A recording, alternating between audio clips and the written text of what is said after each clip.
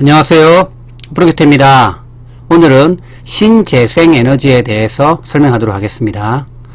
수열에너지가 포함된 12개 에너지원으로 수열에너지가 더 추가되면서 10점짜리로 놓을 수 있습니다.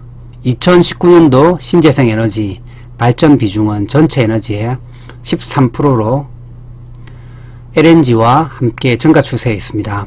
원자력과 석탄은 2020년부터 감소 추세에 있을 거고, 양수발전 경우가 4700MW 정도고, 신재생에너지가 계속 증가 추세에 있습니다.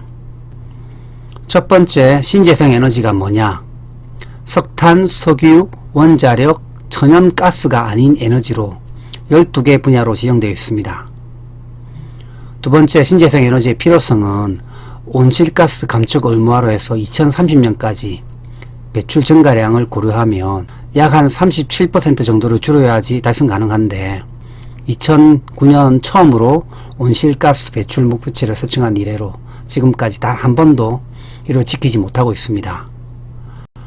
두 번째는 환경오염물질 배출도 감소하고 에너지 수급 불안정도 대비하고 첨단 신산업이죠. 그래서 선진국에서 신재생에너지에 투자를 하고 있습니다. 신재생에너지 종류별로 보면 태양광이 약 한 67%, 풍력이 10%, 일반 수력도 약 한 10%, 바이오하고 메리가스가 약 한 6%, 연료전지가 3%, 석탄 액화가스가 2%, 해양에너지 2%, 소수력이 약 한 1% 정도고, 태양광 발전 설비가 매년 약 한 40% 정도 증가하고 있고, 풍력이 올해부터 급격하게 증가할 예정입니다. 세 번째, 신재생에너지 종류. 신재생에너지에서 신에너지하고 재생에너지로 나누거든요. 그래서 신에너지는 기존의 화석연료를 변환시켜 이용하는 에너지입니다. 크게 연료전지, 수소에너지, 석탄, 액화가스인데, 연료전지는 연료의 핵에너지를 직접 전기에너지로 변환해서 에너지를 변환하는 장치인데, 연료전지에 수소와 산소를 공급을 해서 열과 전기와 뜨거운 물을 만들어내는 시스템을 보실 수 있고, 요 오른쪽 그림이 연료전지 시스템입니다. 수소에너지는, 수소 같은 경우는 이동이 가능한 에너지거든요. 그래서 연료전지로 발전하는 거와 수소전기차의 연료로 사용할 수가 있습니다. 그리고 석탄, 액화가스 같은 경우가 약 한 2% 정도 차지한다고 했죠.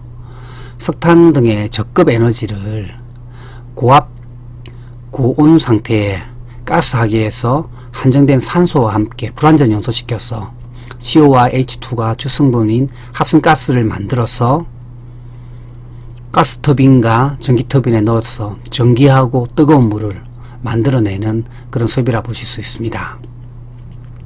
두 번째는 재생에너지는 뭐냐?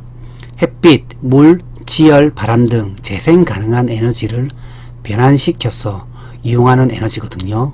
크게 9개로 나눠지는데, 태양광, 태양열, 풍력, 지열에너지, 수력에너지, 수열에너지, 수열에너지가 추가됐습니다. 해양에너지, 폐기물에너지, 바이오에너지들. 이 문제가 나온다면은 수열에너지가 추가된 것을 알고 있느냐 없느냐, 어찌 보면 핵심 키워드가 될 수 있겠죠.